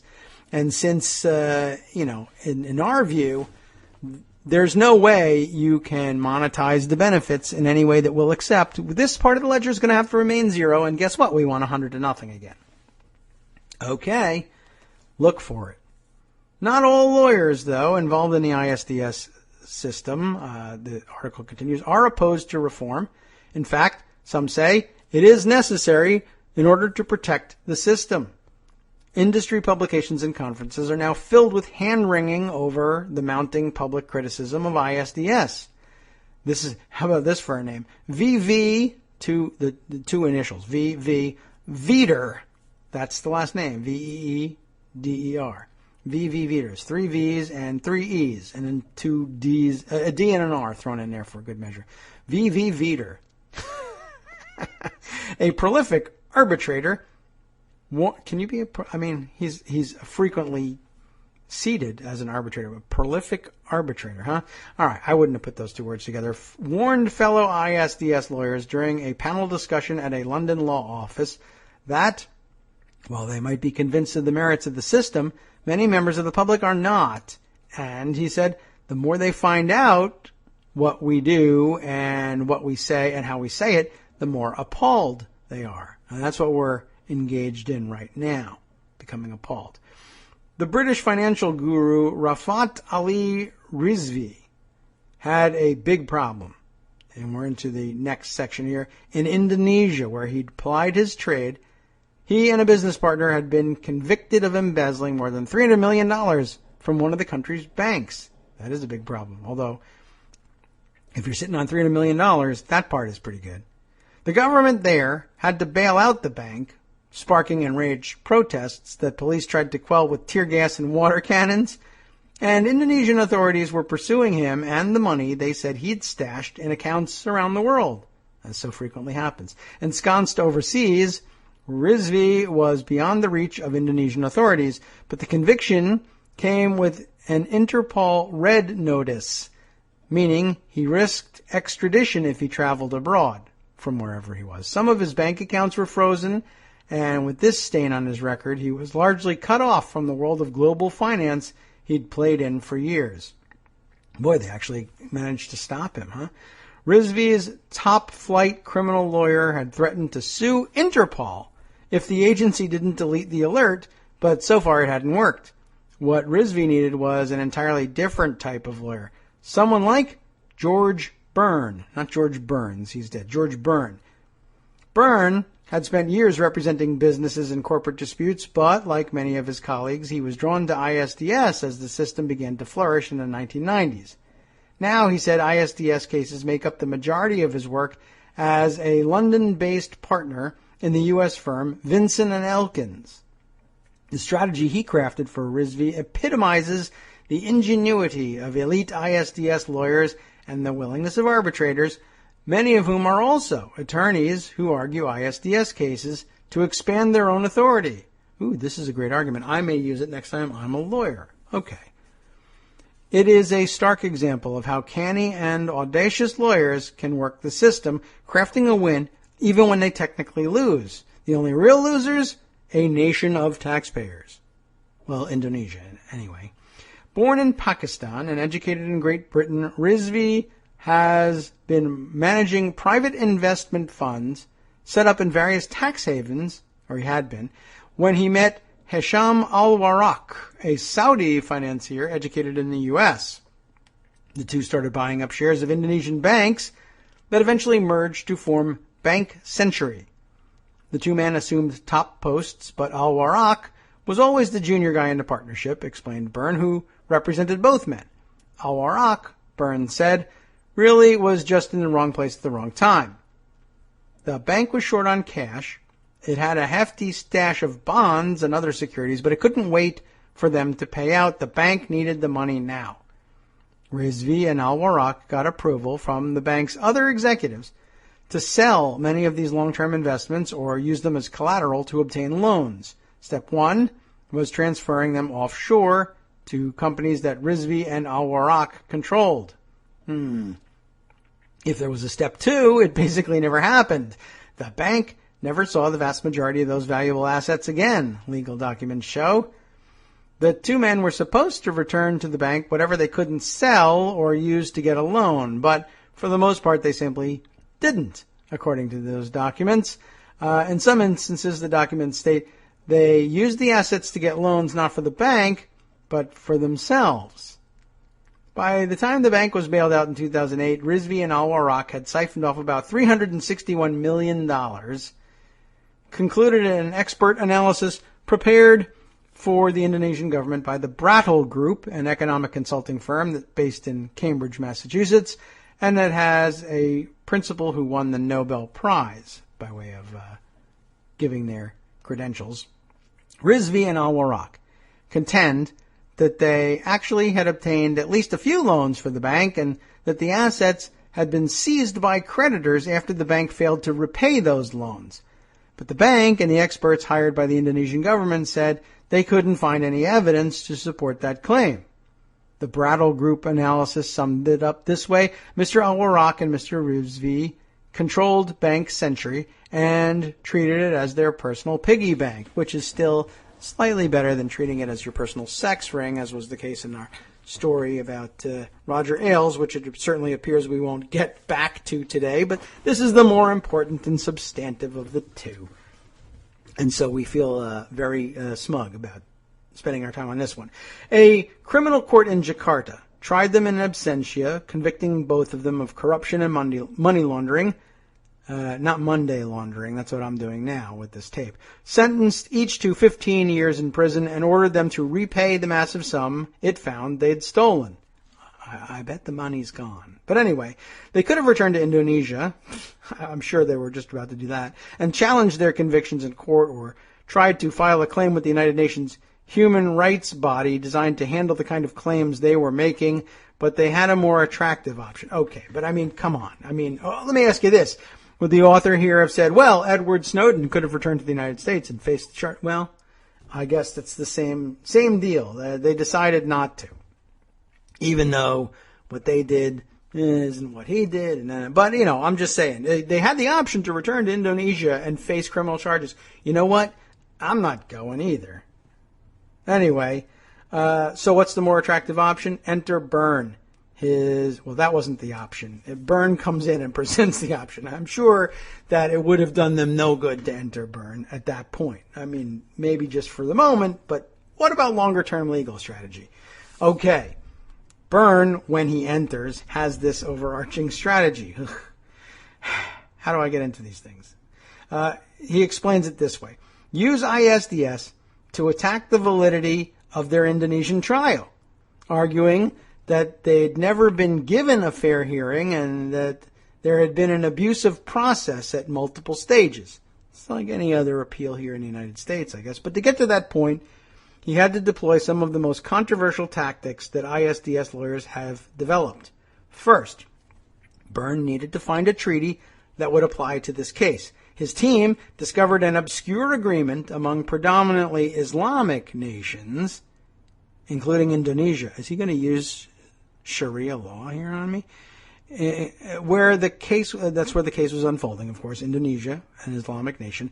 But here's a document between Indonesia and other predominantly Islamic nations and Saudi Arabia, where Al-Warraq was a citizen. Remember that? There was no record of anyone using that pact to file an ISDS claim before, but Byrne audaciously forged ahead. Why not, right? In fact, an official present at the creation of that treaty 30 years earlier told the tribunal that the agreement was not supposed to allow ISDS cases at all. The arbitrators waved off this objection as irrelevant. It wasn't supposed to. Well, you had the opportunity to write in that it doesn't, but you didn't. Well, the ISDS wasn't a thing then. Well, then it doesn't. So, okay. I don't know. I wonder what that argument was like. The key argument that Byrne planned to make was that the criminal trial in Jakarta had violated Al-Warraq's right to fair treatment as a foreign investor. This protection is now commonplace in investment treaties and trade deals, and it has become one of the most controversial aspects of ISDS. Guaranteeing foreign businesses fair and equitable treatment sounds like common sense. And in fact, it is common sense, but what happens? Many treaties don't say exactly what that means. So arbitrators have found that governments have acted unfairly even when they did things like regulate the price of water or merely complied with European Union law. Critics argue that such judgments have transformed a system that was supposed to uphold the rule of law into one that places foreign businesses above the law, able to get out of obeying almost any statute or regulation, no matter how worthwhile, that cuts into profits. See also Religious Freedom Restoration Act, which does the same thing here for our companies. Oh, you don't want to comply with that? Why? God said you didn't have to. Well, I guess we have to do that.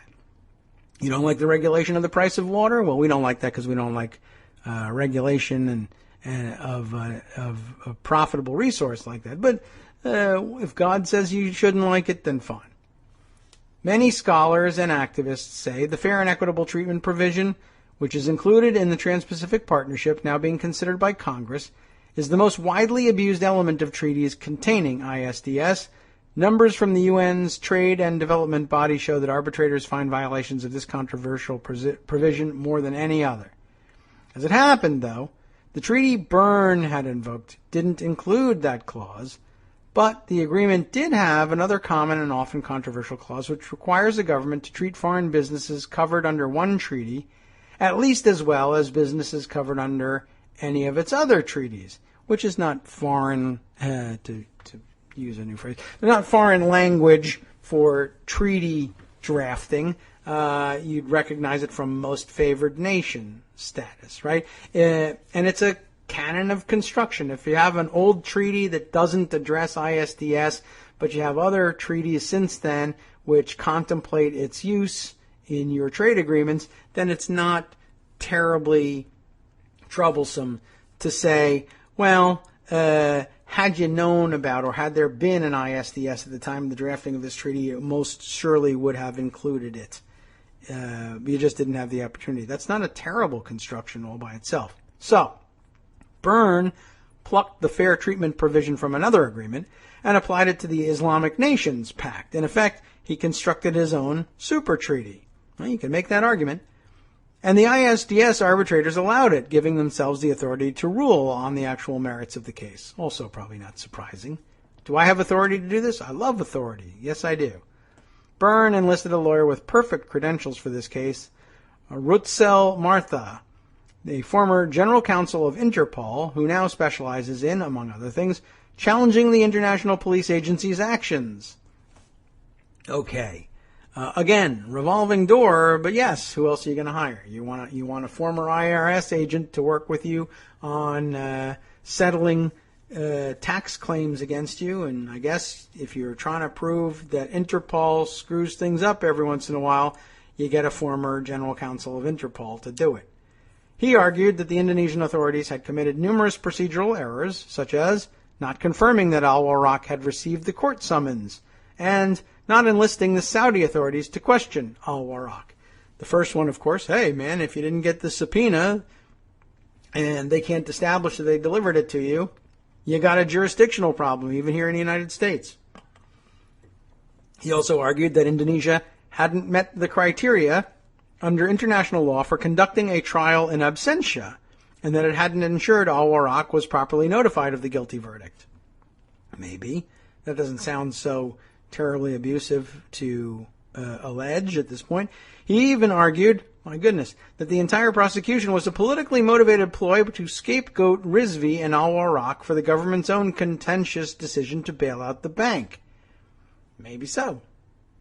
For its part, the Indonesian government produced evidence that it had done many of the things it was accused of neglecting. Okay. It did seek help from the Saudi government, and it did seek out Rizvi and Al-Warraq at various locations around the world. What's more, the government contended Rizvi and Al-Warraq had asked their lawyers to write to government officials, and the men had dispatched representatives to meet with Indonesian authorities as the trial approached. Those actions, the government said, made it clear that Rizvi and Al-Warraq knew about the case against them and could have returned to face the court in person, avoiding trial in absentia, but chose not to do so. All right, I can buy that. Ultimately, the tribunal did not find that the prosecution had been politically motivated, but siding with Martha and Byrne, it did make a key finding. Indonesia had committed procedural errors that violated Al-Warraq's right to fair treatment. Well, that's the whole damn idea of ISDS. That's not so surprising. The arbitrators didn't award money, however, because they also determined that Al-Warraq had breached the local laws and put the public interest at risk. Okay, but, Byrne said, winning the case outright and getting monetary damages had never been the primary target. Above all, he said, he wanted a finding that Al-Warraq's rights had been violated, and the ISDS arbitrators handed him exactly that. Well, maybe they had been. Martha took that crucial finding and presented it to his former employer. He argued that unless Interpol dropped its red alerts against Rizvi and Al-Warraq, the international cops themselves would be violating international law. Interpol obliged, deleting the red notices. Unprecedented concessions by Interpol, trumpeted a press release put out on behalf of Martha's firm. The international cops had also agreed to delete information about the two convicts from its files and send letters to certain risk profiling and due diligence agencies, as well as the roughly 190 Interpol member countries, according to the release.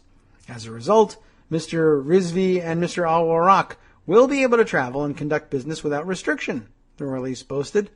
Such results have never been obtained before from Interpol. Reached by BuzzFeed News, Martha at first agreed to an interview, but then didn't respond to subsequent messages. Now the legal team is trying to use the ISDS decision to block Indonesia from seizing the men's foreign bank accounts. Initially, Indonesian authorities had won a small victory when a Hong Kong court granted them access to a $4 million account, but that's been put in doubt.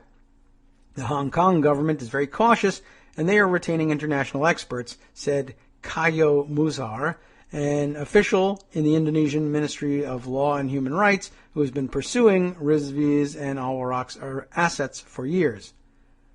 Legal side skirmishes continue, but Rizvi and Al-Warak have won the war. Rizvi is, for the most part, back to traveling and conducting business, Burns said. Rizvi himself did not respond to detailed questions sent to his email address, hand-delivered to a London home listed in his name and provided to Byrne and other intermediaries. Al-Warak has had a much tougher time than Rizvi, Byrne said, even though, as the junior guy, he didn't take any of the commercial decisions. In addition to the Interpol Red Notice, Byrne said, Indonesia petitioned Saudi Arabia to extradite Al-Warak, then asked Saudi Arabia itself to try him. Al-Warak, probably for the last 4 years, has had to report to the police every week, Byrne said, but he added the ISDS finding was the key to persuading the Saudi court to finally drop the case. So there, Sharia law served better, I suppose, in the end. But not all that well. I am trying to bury this part of my life, Al-Warak wrote in an email to BuzzFeed News, but to this date I am banned and unable to travel from Saudi Arabia. In reference to a detailed summary of the facts of this story, he said so many points are not correct, but he did not respond to follow-up questions asking for specifics. Calling himself wrongly accused, he said, it was a life mistake I got involved with Bank Century. As for Byrne, I take a great deal of pride in holding states like Indonesia to account for their lack of rule of law, he said. There is no meaningful evidence that Rizvi and Al-Warak were involved in any frauds, but even if they were, the absolutely tainted nature of the process over a number of years means that nobody will ever know. But to Kayo, who said that years of effort made by his team haven't led to the recovery of a single dollar of the bailout money, the ISDS gambit looks rather different. They are playing this game as if they are honest investors coming to Indonesia trying to do business. That is not the case. This is really somebody robbing the people's money. All right, well, guess what? That's it for the first installment of this enormous series by Chris Hanby. As I told you on Friday, and as you'll see when we provide the link to it, you'll see that there are other parts of it here. Let's see. How America's gift to trade treaties can come back to hammer it. How big banks bled a tiny island nation. The secret threat that makes corporations more powerful than countries. Inside the global club that helps executives escape their crimes. I think that was the one we just read. So there's actually three more installations in this series. Obviously, we won't be getting to all of those today, there being only a few minutes left in this version of the show. Let's see. That leaves us with about 4 minutes or so before we play our outro music and then admit to you that we have no idea what's coming up on the after show for Monday because they may or may not be off, as we are, and of course this is pre-taped. What do you want to spend that 4 minutes on? Do you want to cram in a little bit more about Roger Ailes? I don't know if that's even worth doing. I mean, I think we have another hour of discussion of that story. There's just no way we can fit it all in here. I'm just trying to figure out what else, if anything, we can do with the time. Well, you know what? Because I have the option available to me, I can just hit a pause button and then pretend this awkward pause never happened. What about that? Okay, rather than switch gears, let me instead switch over to David Dayen, who also has written on the subject. And in fact, he's got a take on it that the way he starts out is he says there's something that the coverage and the critics of the ISDS system are missing. And to be fair, it may show up later on in the Hamby series, but I thought I would borrow from Dayen on this one. He's got a great observation here. The ISDS system, which is now written into over 3,000 international trade treaties, including NAFTA, as you know, was designed to solve a specific problem. When corporations invest abroad, they fear that their factories might be nationalized or their products expropriated by governments that also control the local courts. ISDS is meant to give companies confidence that if a country seizes their accounts or factories, they'll have a fair and neutral place to appeal. But Instead of helping companies resolve legitimate disputes over seized assets, ISDS has increasingly become a way for rich investors to make money by speculating on lawsuits, winning huge awards and forcing taxpayers to foot the bill. Here's how it works. Wealthy financiers with idle cash have purchased companies that are well placed to bring an ISDS claim, seemingly for the sole purpose of using that claim to make a buck. Sometimes they set up shell corporations to create the plaintiffs to bring ISDS cases, and some hedge funds and private equity firms bankroll ISDS cases as third parties, just like billionaire Peter Thiel bankrolled Hulk Hogan in his lawsuit against Gawker Media.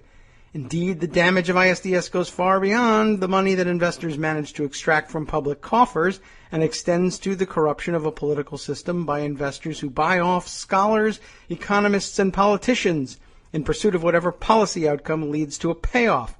And there's nothing stopping plutocrats with agendas that go beyond profit-making from getting involved, again, the way Thiel did with Gawker. That alone changes the power dynamic. If you're the government of Thailand, the billionaire you're negotiating with over anything, maybe he wants to blow up a coral reef to build his own private island, now you're negotiating with somebody who's got an extra threat at his disposal. I'll buy a company and use it to sue you, unless you give me the permit to blow up your coral reef, whatever it is. You can get an award for billions of dollars when that award would never come out in domestic law, said Gus Van Harten, a professor at Osgood Hall Law School at York University in Toronto. It's just a jackpot for speculators. Here's an example, great example of this. In 2008, the Spanish government, this was mentioned in Hanby's article, under pressure from the Eurozone to cut its budget during the financial crisis, austerity, right, began to reverse generous subsidies for solar energy.